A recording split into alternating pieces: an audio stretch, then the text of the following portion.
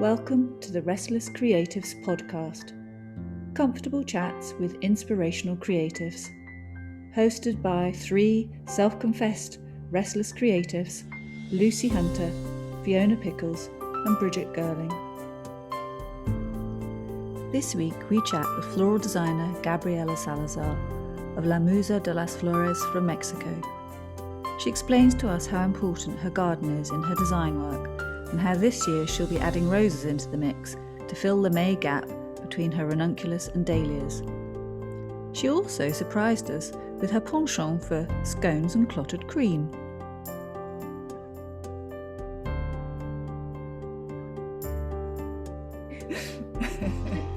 Gabby, Okay. hello. Hey, Lucy. Hey, Fiona. How are you? So lovely to see you. So good Oh, to see you. it's so lovely to see you. I mean, really, as you know, I did my hair a little bit just to see you two, all you. You made an effort. Good to see. What time is it with you then? What Sorry? time- What time is it? It's 10 a.m. It's, Oh, okay. I mean, that's a good time. Yeah, it's a very That's good not too time. bad. We'll be in the pitch Yeah, I black remember soon. Lucy. Yeah, Lucy told me it's a 9. I was like, no, it's 10. I'm pretty sure it's 10. I get so confused with all the time differences. Yes, but no, it's 10. It's a good time. Yeah. And I'm actually not in Valle. I'm in the city. That's why Oh. my connection is even worse. Yes, That's So- why we haven't got your garden in the background then. exactly. You have a lovely wall. Same. So I how came here far to are pick up. you? How far are you then from the city where you live? It's only 1 hour and a half. Okay, but so you're up in the mountains, aren't you? Yes, I'm up in the mountains. It's very unlikely what people think about Mexico the first time they hear you live in Mexico. So they think I'm always in my swimsuit and my, my sunglasses and ready to go to the sea, or like really hot. No, it's actually really cold sometimes. I mean, not as cold as England, No. Nothing's as No. cold as England or wet. or wet. No, but here it's really wet, Okay. I think it's even more wet than England when it's rain season. So when's your Because you have rainy this- season then? It starts in May, around the end of May, Okay. and it's June, July, August, September, like heavy rain every day. gosh. And then October starts like, getting a little bit better. And November is what people call here the second spring, because we have lovely blue sky and all the rain did amazing to the woods. So everything looks green and crispy and beautiful. So that's like the most lovely month around here. And then December as well is really beautiful. And January and February starts getting really cold. Okay. March, April, May, it's kind of dry and hot. But my summer is April and May. So Okay. this is it. Right. So we are more wet than you when we are wet. Yeah. I was in Mexico for a little while, years ago, and I can remember the clouds would just bubble up at a certain time. I think it's about 4 o'clock in the afternoon, and it would have been blue all day. And you think, where have those clouds come from? But on the dot, 4 o'clock, there they would be, throw down rain and make monumental puddles and disappear within half an hour again. But it was every day, torrential rain. It's just incredible. Incredible. But where I live, it's even more like you have rain around 3 or 4 p.m. and it can be all night until the day after. So the amount of, you have trees falling, you have electricity gone, you have it's a little bit complicated. So that's why I grow everything under my little greenhouses Yes. to Yeah. protect my flowers from the rain. Otherwise I could grow just like everybody else, but we have to protect the flowers from the rain. It would be impossible. I've tried things outside and inside and it just doesn't work. Right. So, but But when it's warm, so when in your summer, it's warmer than it is here though, isn't it? It's warmer. yeah, especially it's not gray all day. I mean, sorry. It's blue, like proper crispy blue sky. Yes, okay, don't show off. Very grey out there. It's very grey and raining. It's more blue, like proper blue, no clouds. And and it's warmer. I think, I mean, it's where I live is never that warm. It's never more than 30 degrees, which I don't know what is in. Do you do Celsius or Fahrenheit in? Yeah, well, Celsius 28 is now. 82, isn't it? So Yeah. Okay. So that's like between 28 and 30 Celsius is what we have in the hottest day. So it's never that hot. You know, it's really good for flowers, actually. Yeah. So Never that hot. That feels really hot to I us. know, I'd do that. I'd give anything for 20 right now. Exactly. Or actually even 10, quite frankly. Yeah, 10 But degrees. have I'd you take 10 have you degrees. ever thought? Sorry, have you ever thought why with English people everybody ends up talking about the weather? We're Have you obsessed. realized that? Yes. You're Yeah, we obsessed, are people. obsessed. It's Yeah. because we We can't are. predict it. It's different every day. A different shade of Yeah. grey every day. Yeah. So, but yeah, okay. Do you want to ask me something Yes, so different from the weather? no, we're just going to talk about the weather for a good hour. We're fascinated by the weather. The weather and Exactly. traffic. We like traffic and roads a lot as well. Exactly. Exactly.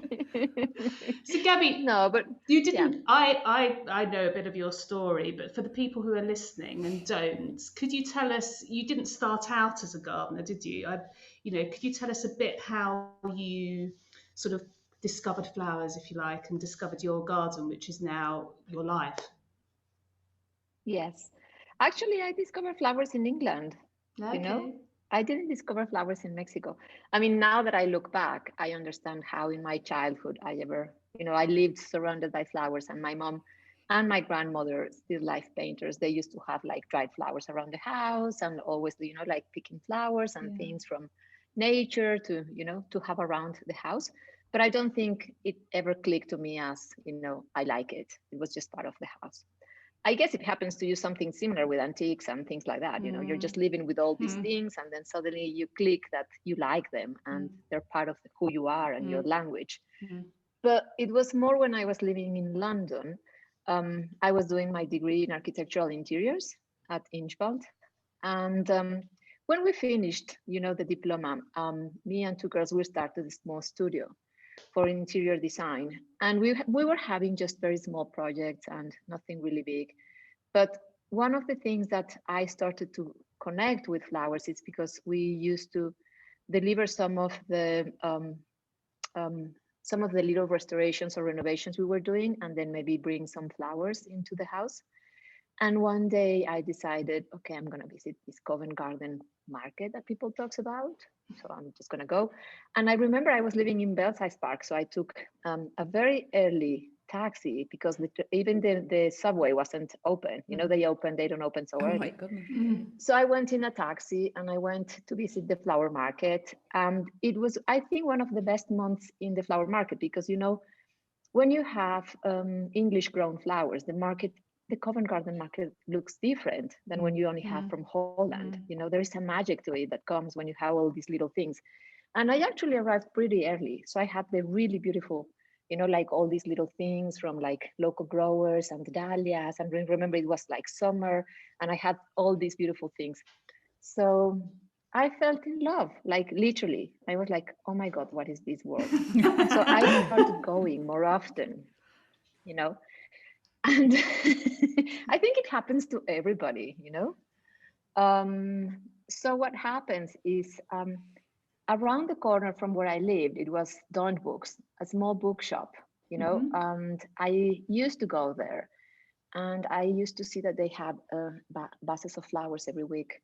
So I asked the guy that was there, like, who does your flowers? And he said, we do it. We just have, 50 pounds and we go to the market. I don't even remember if it was 50 something. He gave me an amount and he said, we go to the market, we get the flowers and we put them, and said, what about if you give me the money and I do your flowers? And he said, okay, that's cool. So they started giving me the money every week. So I had an excuse to go to the market and I felt kind of, like I have to do it. Yeah. So I did the Dawn Books in Belsize Park. Then they gave me the one in Hampstead Heath. So I had like my little, 2 bookshops that I was going every week to get some flowers from. And I started like really loving it. So it was once a week that I used to wake up to the market, get my things, arrive at my home, get a scone with buttercream and whey. Let's have a scone. That's what the ritual of the week, you know. I had to have a scone and then coffee and arrive home and start putting the flowers and then take them to the bookshop. And, you know, I went to see a few flower schools in England, but they were too traditional for me. So I was like, I don't want this. This is not what I'm looking for. I want When something was more this? free, Which more year natural. was it? If I've been here 7, I think it's going to be 8 years from now, or yeah, like 8.5 years ago. So I went to New York. Actually, I went to see Saipua because I really like what Sarah was doing. I think it was really beautiful, and for me, it spoke more to what I wanted to do.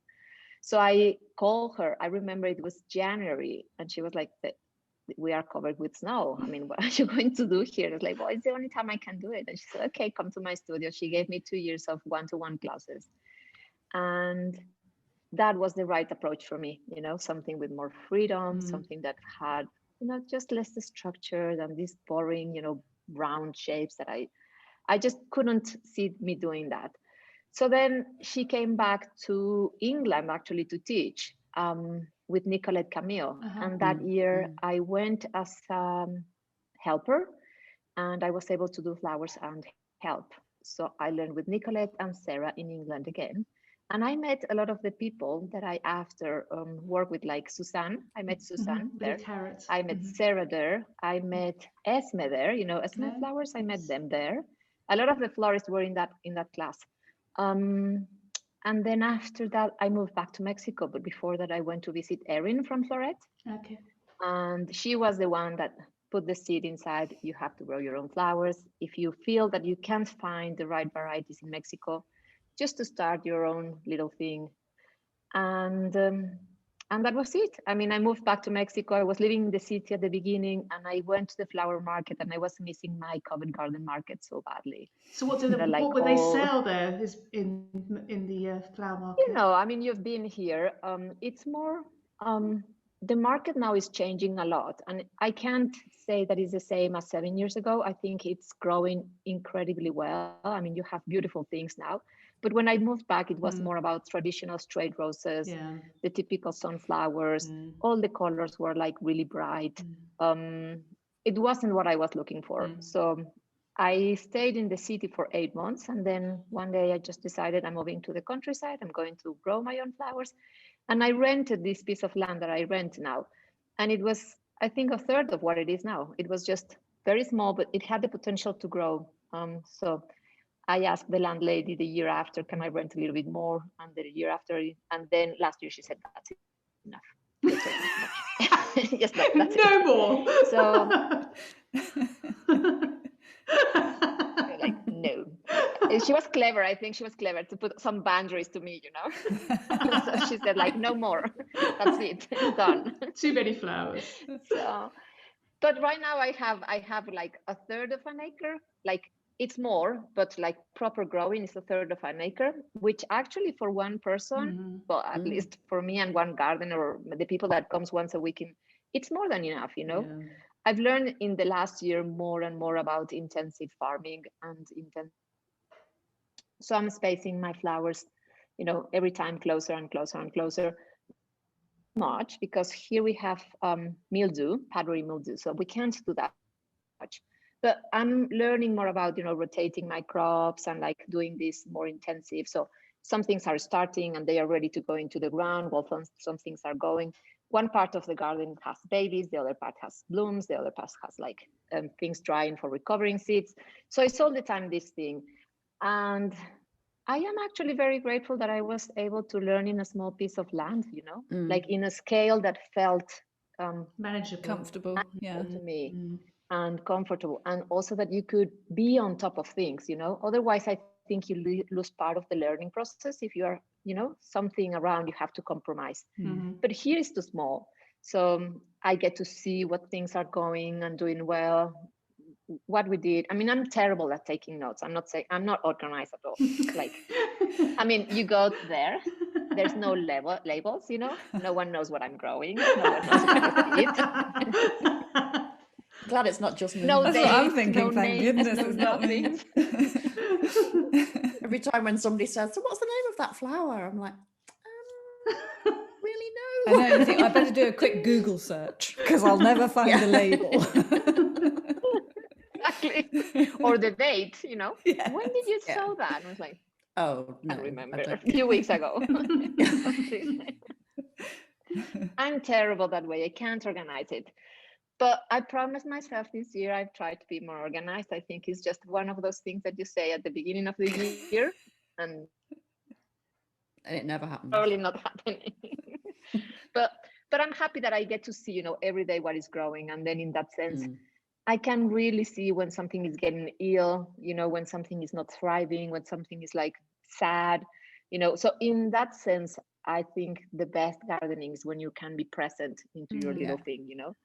So I mean, I think that's why it's successful, my garden, because I'm all the time like, you know, what are you doing? Are you gonna come? Grow now. Nagging them. Yes, exactly. Has But it my influenced your gardeners, designing? I think, you know, Fiona, now that I think about more and more, I mean, I can't hardly understand how it happens in the history of floral design that florists were florists and didn't know anything about growing, you know. For me, it's something that I just can't understand now. I mean, it's like almost like if I mean, I understand that maybe you're a chef and you have never been to a farm, but at least you know how things grow or when is the best season to do something with this kind of tomato or this kind of, you know.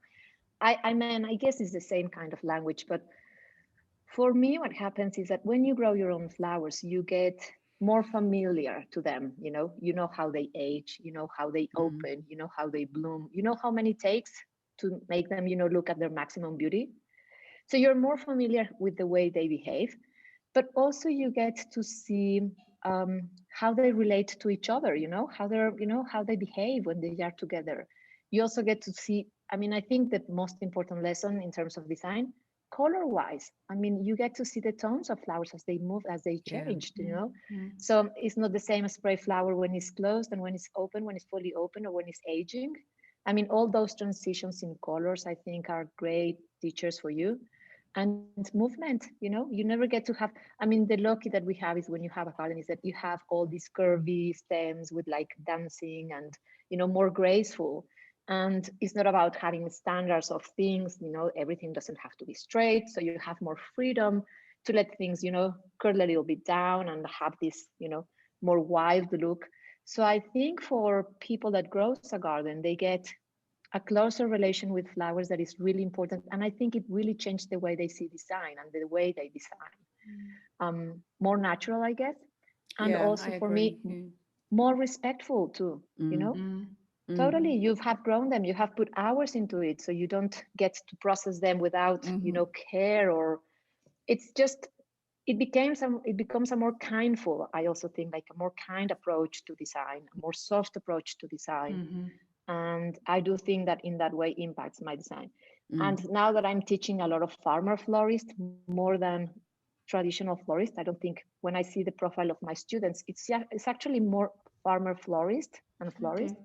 I think it's because they understand this language, you know, a little bit more familiar to them.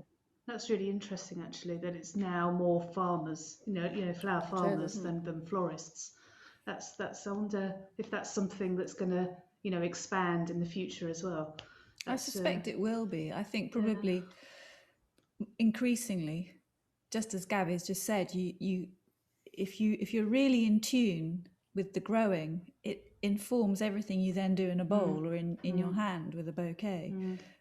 You can't escape the two. They're so interrelated. So I suspect it will become, even if people have only got the tiniest little space or just a few pots, they'll want to grow something. Totally. You only need a windowsill. Totally. You don't have to have a garden to grow something.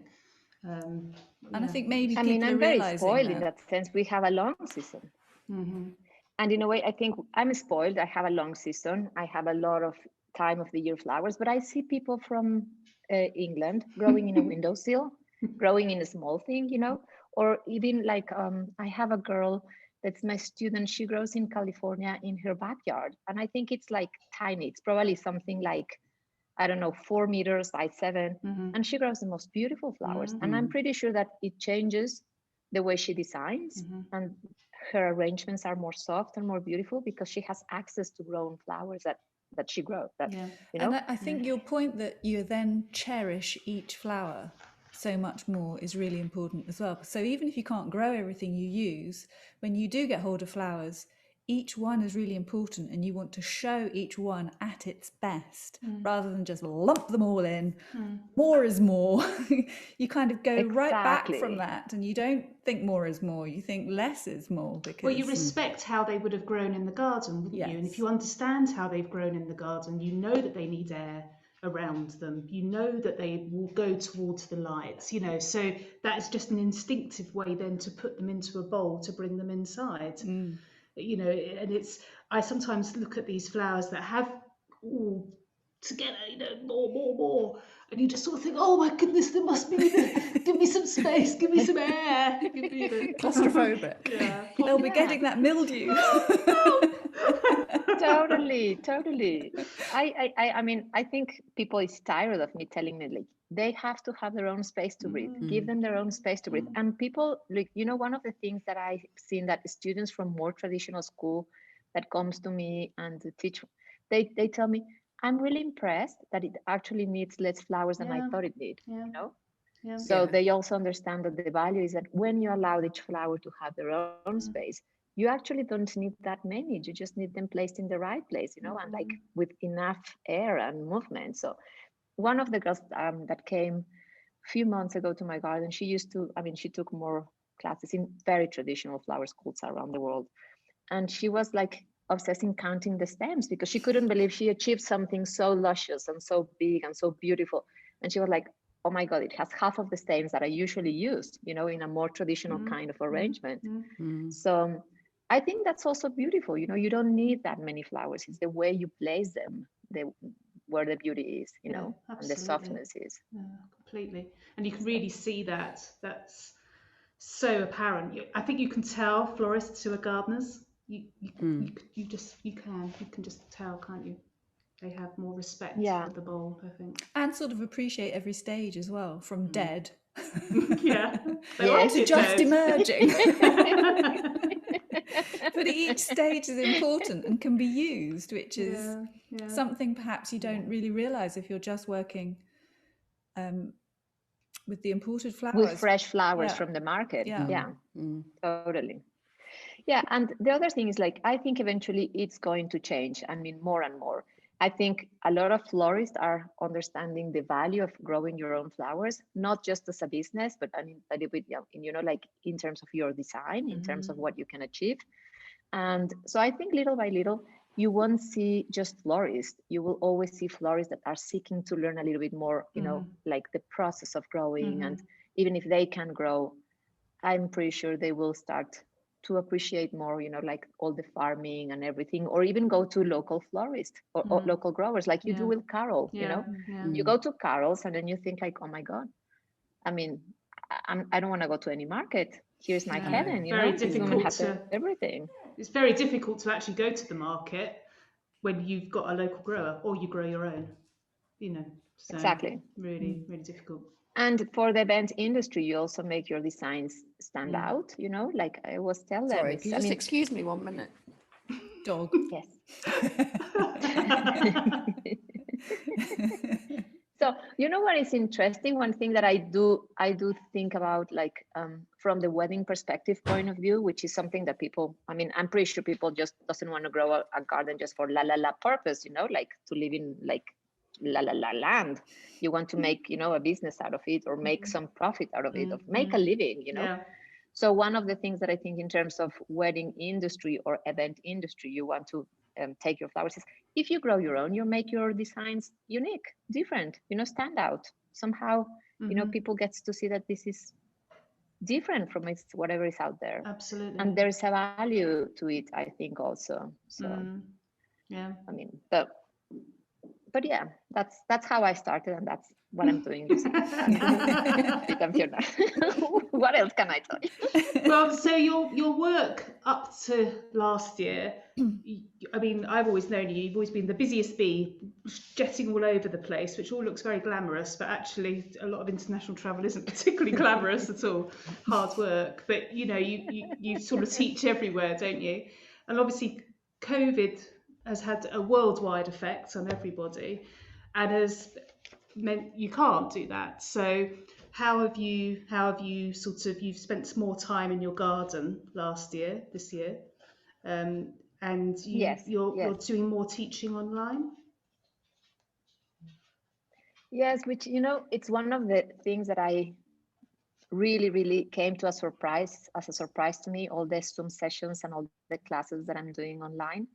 I mean, it happened two things that I really value. One was that I understood how much people was, like trying to be connected, like trying to have some kind of connection with other people, feeling the same, a little bit loneliness in this year, a little bit frustration on this year, a little bit like what's next, And so I decided not just to do the online classes that people could see me from, like this perfect, beautiful class, because we filmed it in a beautiful way. I'm always trying to make it look beautiful, but so I had these classes, but I decided to add to the classes some sessions where people could have more access to real questions, I mean, why did you do that? Or I couldn't see, or I couldn't understand why were you placing the flowers in that direction? Or can you give me a little bit more, So I decided to do these some sessions with the classes, and it was amazing. We created an amazing community of,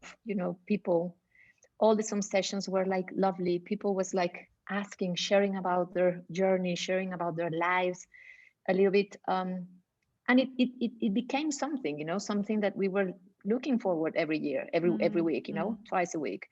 And I can see that now they're in touch with them, and this idea that this is like a very competitive industry and that you completely nothing like that's happening there. People is sharing, people is willing to help, people is really valuable thing. So for me, this was one of the things that I discovered with these online classes, that sometimes just to leave the video there, it's okay, it's good, but if people can have you closer and people can have you, talk to them and explain them, or like it's really valuable. And I think I've got a lot of feedback from people saying we need that, we need that closeness, we need to be able to connect more. And it's exactly what we're doing right now. We are connecting and we're connecting and we see each other and we laugh and and I'm happy to see your faces, so it's nice. Are you sure? No, but it's opening up different doors. I also think so. We just wouldn't have thought about it before, would we? It's just different things, and who would have thought we would ever have done a tutorial over Zoom? But it opens up interesting areas, and it's I think people has its good sides. Yeah, I think people have really craved. That's what I mean.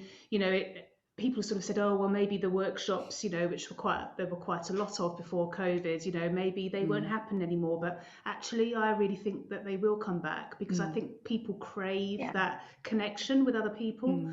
And this is brilliant. This is lovely. And it's so nice to be able to see you.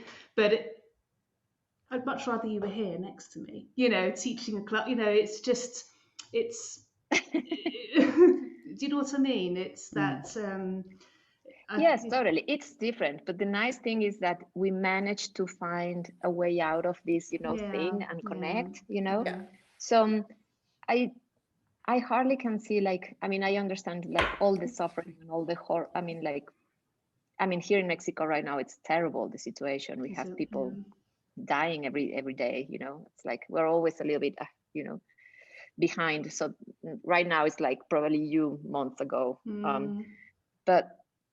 But the nice thing is that we have managed to spend more time at home, more time with our kids, more time with our gardens, value more what is to be at home, which is something that I was talking the other day with an editor, and she was telling me, people really values, what's going on inside your house, which was something that somehow was left behind, a little bit. You used to go out, go to work and have coffee there and this and that. and home was more like a place to come back to sleep, maybe have dinner. But something now it's, revalue that you're spending more time there. So people is, like doing something to their homes and wanting to have more plants and wanting to have, like that space that was forgotten somehow. It's getting into a more, part of your life more, which I think is lovely. I hope we don't lose that going forward, actually. I really hope that, because there have been some silver linings. Of course, it's been horrific and nobody wanted this to happen. And as you say, there's been some really bad things that have happened to people. But there are some silver linings. And I think that just taking a step back and kind of regrouping and finding yourself at home, and if you're lucky enough to have a garden, as we all are, then finding your solace in that space has been so valuable. And I don't want to forget it. I don't want to get caught up in the maelstrom and chaos of life again and forget that peace that you can have in that space.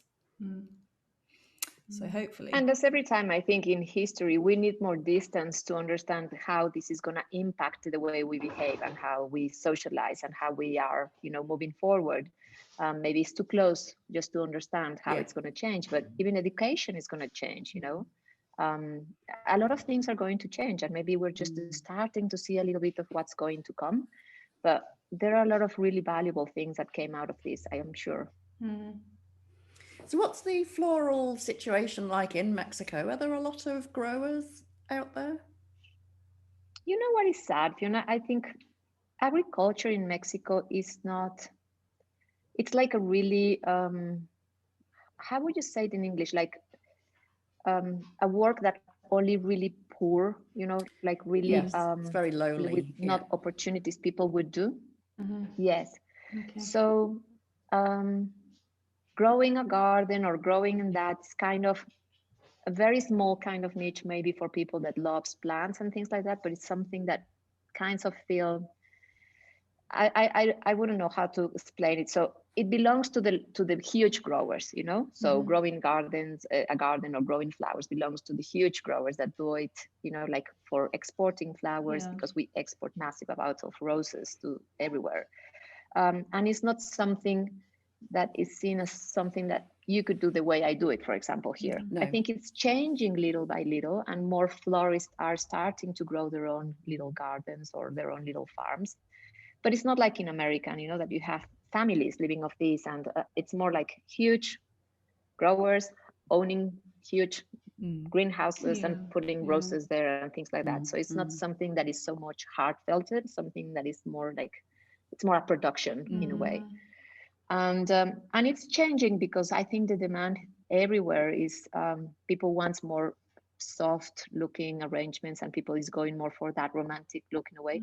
So a lot of those growers that were growing just certain varieties of roses are starting to grow different things and are starting to grow, more soft things. So you can find really good things now in the market. I'm really impressed. We can have all these lovely roses and everything. So it is changing. The way you live it in the UK, I mean, you three have gardens, live in the countryside, and are familiar to the process of growing. That's something that is not very usual here for designers or for florists. It's actually very unusual. Yeah, I mean, I think we've lost it. I think traditionally we've always been a nation of gardeners, but I think that we lost it a lot and became quite lazy and just imported all our cut flowers. So it's coming back for us as well now. I think America was possibly further ahead than, we sort of woke up, I think. It's coming back in a different way though, isn't it? Because I think many people growing on a smaller scale as for florists are trying very hard not to use pesticides and to look after the soil and not use chemicals and things. And I think that's really important going forward, because you can grow a greenhouse of anything for any time of the year, but you're using an awful lot of energy and things that we probably don't really want to think about as going into that process to make that flower. Whereas the local flower farmers are working in a very, very different way. It's working with the seasons. Quite a lot of it's not undercover. It's ravaged by the weather and it copes or it doesn't cope.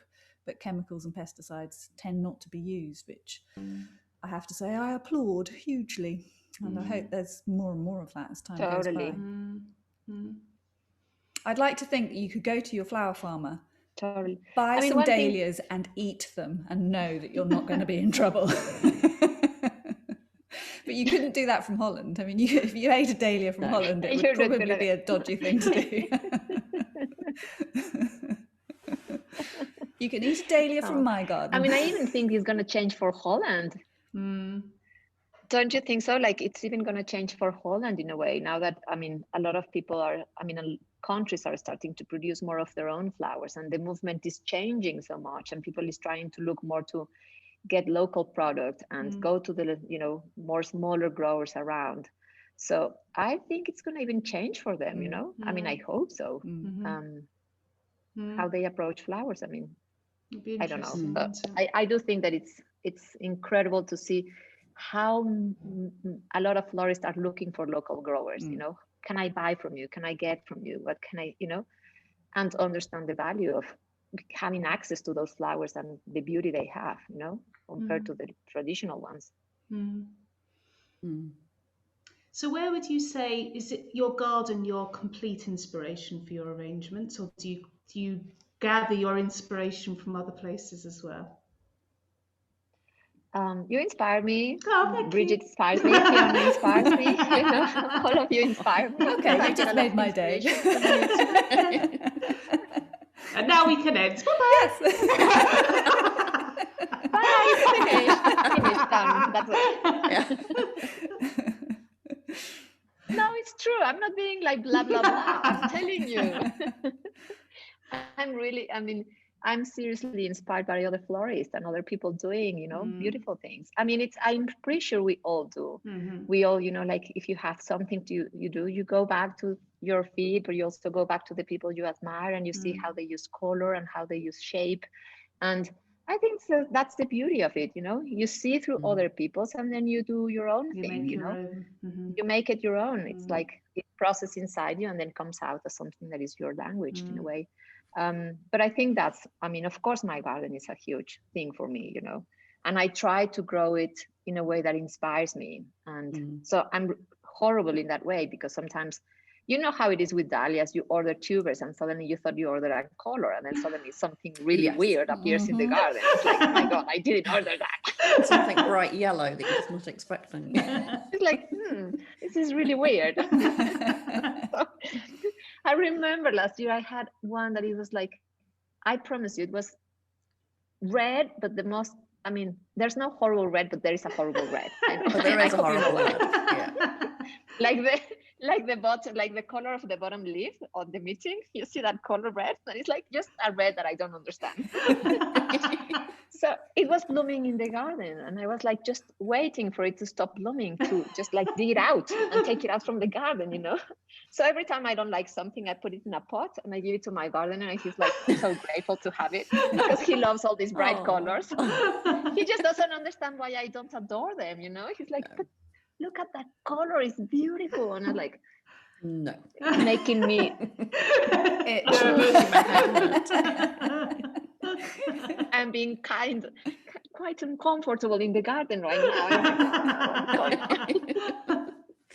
So do you ever take inspiration from architecture? You said you were studying architecture before. Do you ever sort of lean into that side of things?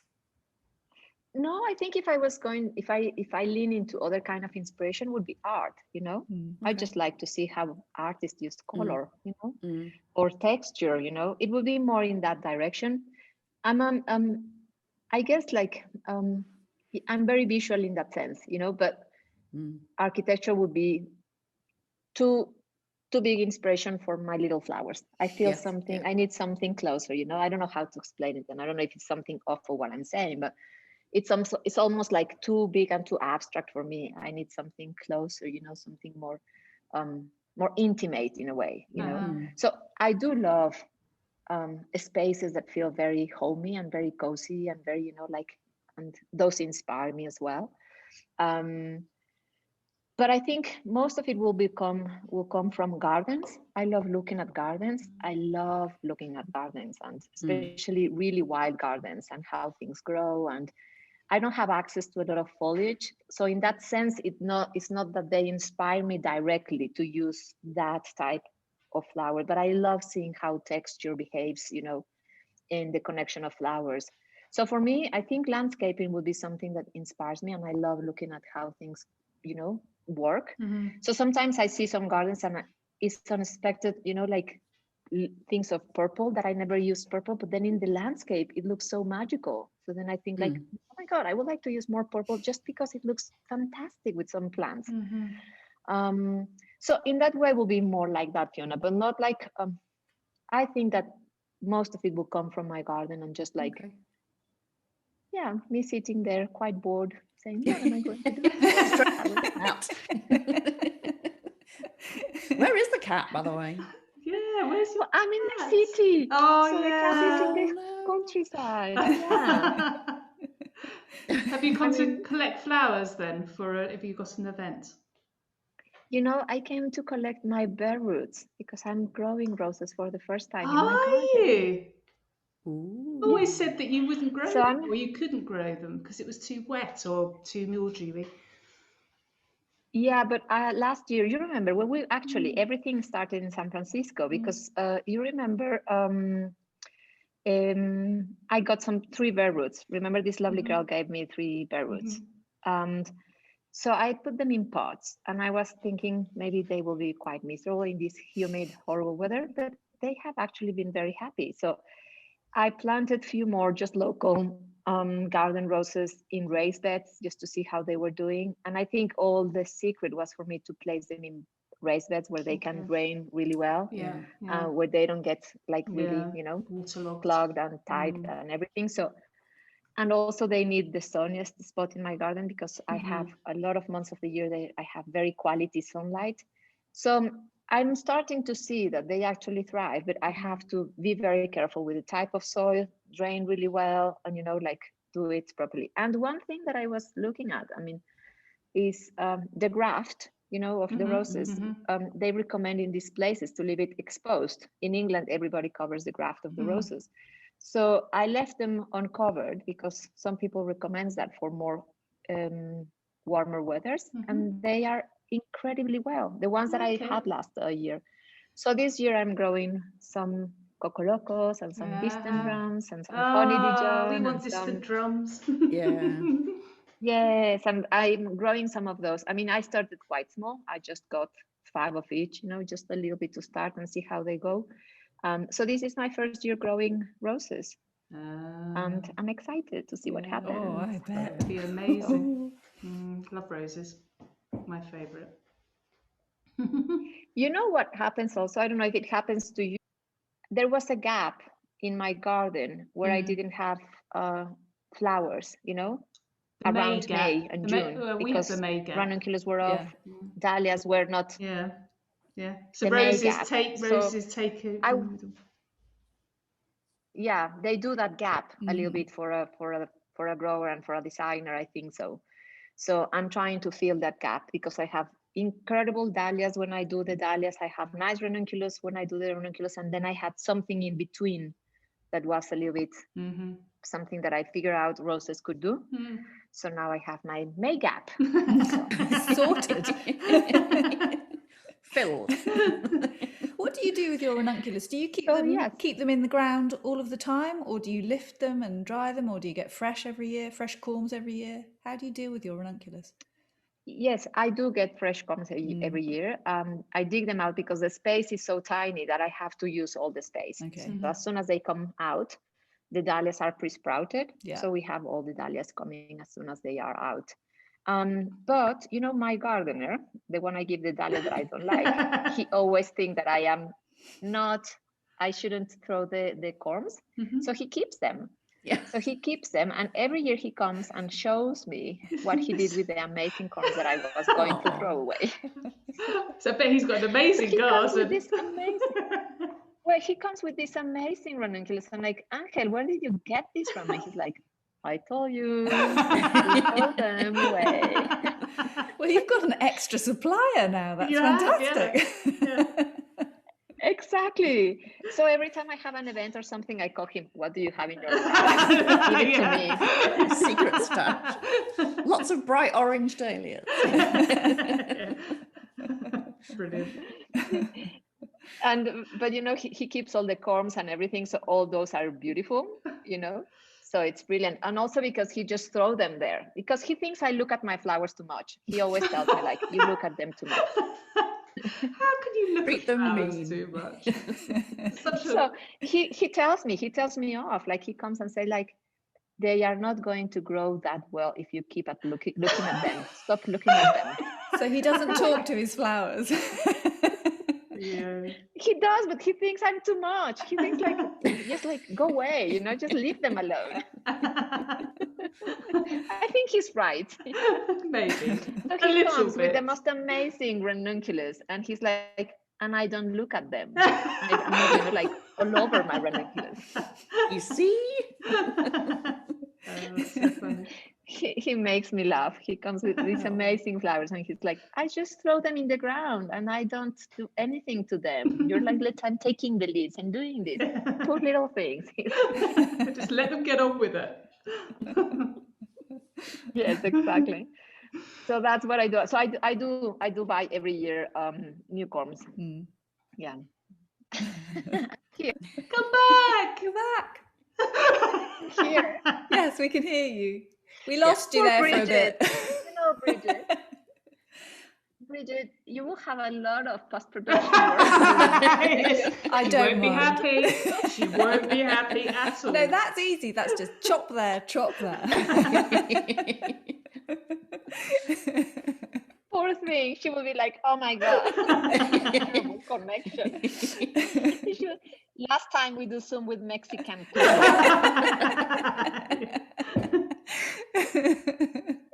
Next time we'll do it so we're all around the table. And we'll Oh, all be yes. present. Oh, How can you nice will that Coffee be? and scones. Yes. Oh, Yeah. yes. And wine. Oh, of And course. that's nice. Yes. Obviously. Goes without saying. That would be amazing. Yes, totally. I mean, when Lucy and me were in San Francisco, that's part of the groceries, It's always like a glass of... We're figuring the groceries and we have to have some wine. Some styling. Well, Bridget is going to do the editing. Oh, But not that You bit. won't edit that out, though. He's very cruel. You have to keep the amusing Oh, bits my in. Right, Gabby, I've got some quick fire questions for you. Yes, Okay. yes. Oh, Right. wait for it. Yes. These will be Yeah. cruel. No, they won't. Okay. Ready? Yes. Are you a night owl or a lark? I am a lark. A lark. A lark means early morning? Yeah. Yeah, I'm an Early early morning, bird. totally. Okay. Yes, definitely. I've seen you at market in the morning. You're not that early morning. Are you just a little bit more early morning, Lucy? Well, that's not human. That's not human. That's 4 a.m. in the morning. I know. Yeah. Okay. Who would play you in a movie? Who would I play in a No, movie? who would play you? Oh, I mean, in a wish dream? Yeah. Yes. Yes. Penelope Cruz. Ah. I can see that. I can see Makes her sense. with a lovely garden, Yeah. I would love that. Yeah. Okay, but that's just, some dreams. Maybe one day. Okay. Boat or plane? Huh? Boat or plane? Would you rather take a boat or a plane? Of course, a plane is faster and it moves very little Okay, fair enough. compared to a boat. Yes, Uh, definitely a plane. are you more Tom or Jerry? Am I Tom and Jerry? No, I are can't you even Tom remember or- what's the character of each person. So Tom's the cat, Tom's the and cat, Jerry's the mouse. Tom's the cat. I am the cat. Yeah. I don't even remember what was the personality of the characters. They were quite So that's vicious, weren't answer, they? answer that comes out of my instinct. Well, Maybe the cat was the mean one, and the mouse was the really, you know, Trying to remember which weak way one. round. I But think the mouse used to I really think be the nasty to the mouse- cat. Yeah, yeah, and the cat always got the blame. oh, Yeah. Yeah. oh. Oh. That question I think you can avoid, because that's not something I don't understand if I'm answering correctly. I will have to look at the cartoon again today and see if I understand. Okay. All right. Well, we'll move on then. Fruits or vegetables? Tell me. Fruits or vegetables? Fruits, for course, obviously. Mangoes, pineapples, The papayas, mangoes. bananas. The fruit in Mexico is just. Oh. You eat the fruit there, then you come back here, and you look at the supermarket shelf, and you just no. No, yeah, I understand that's not fair, but yeah, I'm a fruit person because I'm living in Mexico. Yeah. Our vegetables can be nice though when we grow them ourselves. Yeah, but they're not like Yeah, nice warm I think a lot of fruits. English people will answer vegetables, I was you trying know? to, you know. I'm sure the three of you will answer vegetables because you have amazing vegetables, but here is the fruit land, Yeah. you know? Possibly. I think I prefer fruit to I think I'd go vegetables, for fruit. I'll go vegetables. Oh my God, you will love it here. You have to come Yeah. then. Lucy was very annoying every morning in Mexico. Can we get mangoes? Can we get mangoes? Can we get mangoes? That You wasn't were annoying. That wasn't annoying. That was great. It's all coming out now. Yes. I wouldn't do any work at all until I'd had my mango smoothie. Strike. Mango. Yeah. Exactly. My delicious mango. And avocados. Okay, next. Avocados. Oh my God, avocados. Yes. Nice. That's So- all I've got. Have you got any more questions, girls? What, quick fire questions? Yeah, They- I've done they were your 5. department. I've done 5. There you go. There you go, done then. Oh, They were your department. They were her department. In her It's department. so stressful, this. So, Gabby, when are we going to have you back in the UK? That department, yes. Well, I don't know, but Maria, my daughter, is going to study in Spain, so that will make it easier for me to just jump, you know, if I Yeah. get to. I would love that. I mean, maybe this year at some point, but Well, we I had a hope class, next year. didn't we? We had a class planned, which has been Postponed. postponed. Like Postponed. So maybe Postponed. next year. Maybe next year. Maybe next year. I mean, my favorite season there is. I love all these English grown flowers. So when you have more flowers, the better, you know. So September's I don't Maybe know not what's just that. now, When is then. that? It's like They come now. exactly. Now it's just snow. Snow's wet. gone, but it's just soil, really. Yeah. It's a bit brown. Now, I'm all for brown, but there's only so much brown. But May is beautiful, Yes, no? So May we could do it in May, May. June. So, June's lovely. yeah, May, And June. then September's That would September. be nice good. as well. September, the autumn is beautiful. Yeah. Well, maybe we can I mean- do tea, coffee, scones, and wine then. Absolutely. Yes, please. I love scones with clutter cream so badly, like so badly, so bad. We've got a farm near us who does raw milk and raw cream, and it is the best. Oh my goodness.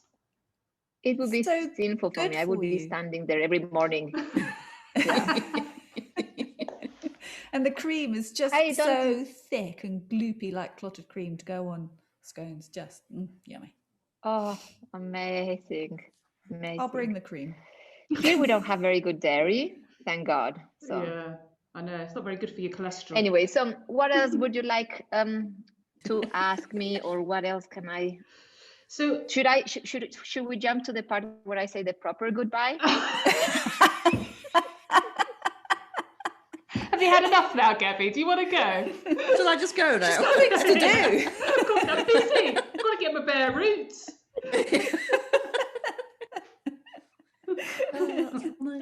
I have my roots to get to my land, you know, and put them in the ground before they die. They've been in customs for, well, not customs, like trying to get them here for a week. So I checked them; they're looking fine, but you know, Probably I'm need some stressed that they will. water. Well, more than water, I think they just need to go to the ground, you know, like they feel humid still. Right. I don't see I Not think they're dry. going to survive, but they're not getting dry just yet. But I think they will appreciate it because they started to sprout, you know, inside the plastic bag because they were in this kind of hot humidity thing. So they're starting to have all these little things out, and they probably, I think they will be fine. So you really would like to hope go, wouldn't you now? I'm sensing that, yes. You can see that expression. So shall we say goodbye? Yeah, there's some digging to be done. So lovely to see you. Thank you so it's been much. Well, Brigitte, otherwise she will have too much work thinking about her. But thank you for having me. Oh, thank you for coming. Thank you so much for joining I feel us. happy to see you. See you soon. Yes. I really hope that the next time is with us sitting in a table. Yes. Delicious scones and teas. Yes. Okay. Yes. Yeah, it's a date. Okay. Take care of yourself. Bye-bye. Take care. Lovely to see you. Lovely. Bye-bye. Bye. And cut. You've been listening to the Restless Creatives podcast. To ensure you don't miss our next episode, please subscribe to our YouTube channel, the Restless Creatives podcast. If you'd prefer to listen rather than watch us, you can catch us on one of your favoured podcast providers. For more sneak peeks and behind the scenes fun, visit our Instagram at the.restlesscreatives or visit our website therestlesscreatives.co.uk.